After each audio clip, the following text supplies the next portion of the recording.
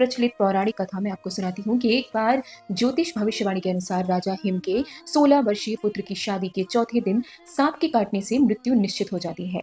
शादी के उस चौथे दिन उसकी युवा पत्नी ने उसे सोने नहीं दिया और उसने अपने पति के कमरे के द्वार पर सारे आभूषण और ढेर सारे सोने चांदी के सिक्के एक बड़े ढेर में रख दिए और वहां अनगिनत दीपक भी जला दिए। रात भर वह अपने पति को कहानियां सुनाती और गीत गाती रही, क्योंकि ऐसा सुनिश्चित था कि यदि वो सो गया तो ऐसे में उसे सांप काट लेगा, जिससे उसकी मृत्यु हो जाएगी। तो जब मृत्यु के देवता यमराज सर्प के वेश में वहां पहुंचे तो उन चमकदार रोशनियों की चकाचौंध से उनकी आंखें अंधी हो गईं और वे राजा के कक्ष में प्रवेश ही नहीं कर पाए।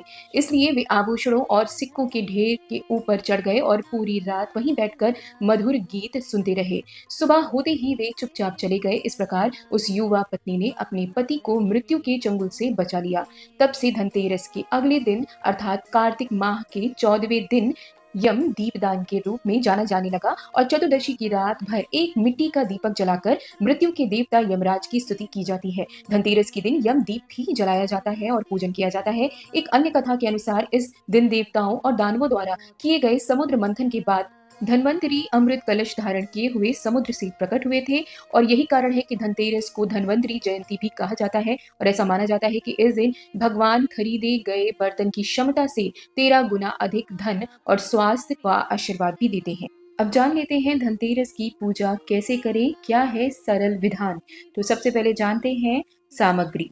मित्रों, सामग्री की